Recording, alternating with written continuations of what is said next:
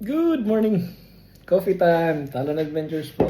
Well, may share lang ako sa inyo before anything.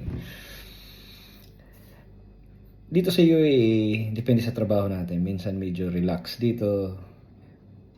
So, if mag-apply ka ng Europe, ano yun expect mo? Hindi yun same. Para di ka ma-culture shock. I-ready mo talaga yung mindset mo na ibang gubat dun. Iba trabaho dun. Pero, perception, anong punta mo dun? Mag-relax o magtrabaho? Trabaho, di ba? Kasama lang yung, part lang yung relax sa during off duty mo. So, ngayon, para di ka ma-culture shock, i-ready mo na both mentally, physically, at lastly, financially kung pupunta, mag-apply ka ng papunta doon. Ako, regrets ko lang, tagalang ko lang grinab. Tagalang ko lang hindi alam pala.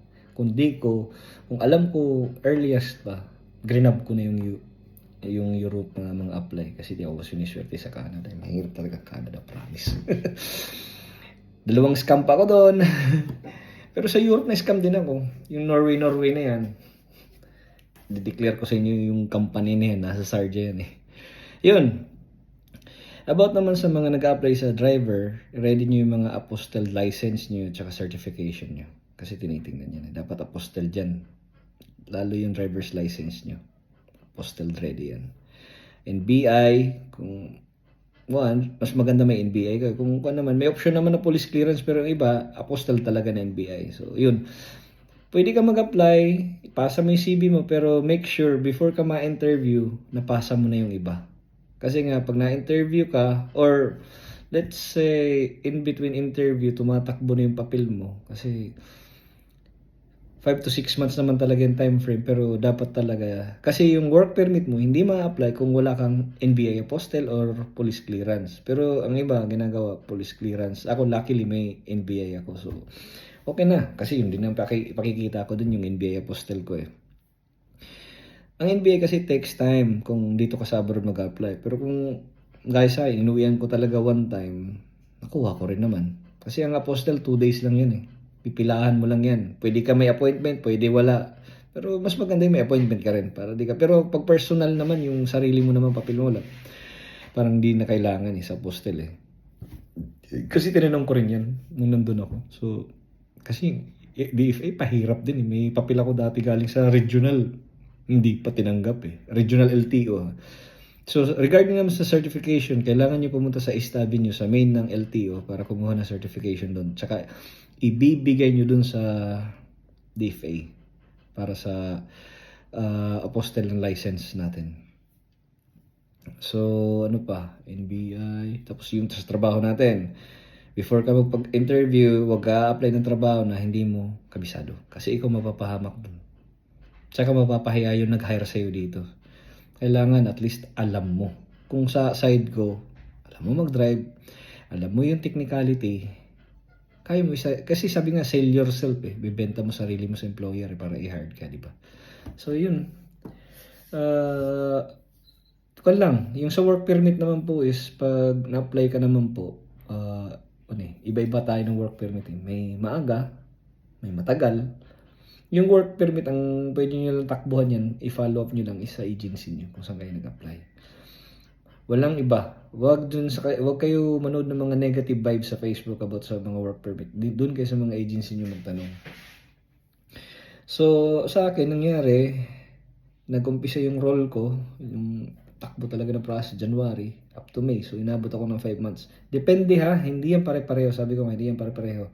Yung sa akin, medyo napabilis lang. So, sa awa ng Diyos, napabilis siya. Yung work permit ko lumabas ng Feb, visa ko ng April, kaya nakuha ko agad. Now, dito sa in-apply ko kung kanino, so first of all, I would like to say thank you sa GBCS located in Bourgeois Business Center building in Dubai, sa Bourgeois mismo. 20 floors sila. Hanapin nyo lang si Ma'am Lynn tsaka si Sir Mark. Yan, lalo si Sir Mark. Sir Mark! Ma'am Lynn, thank you.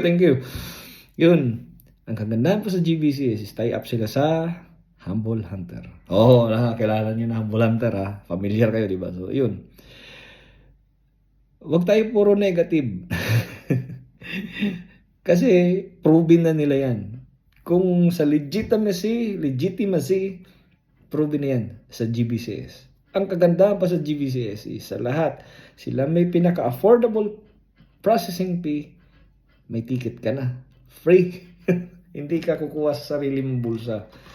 Alam naman natin lahat, can afford eh. Pero, ano masama pag free? Sabi nga ng lolo namin eh, doon sa sirko, walang masama pag libre.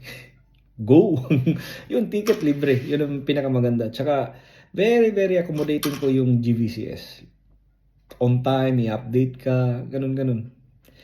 Kaya, sabi ko nga, apply lang kayo doon. Pag nakita na fit yung skill nyo, abangan nyo. Bibigyan kayo employer interview. Kaya, medyo i-ready nyo yung mga sarili nyo doon. Hindi yung papa-interview ka lang tapos kuhan.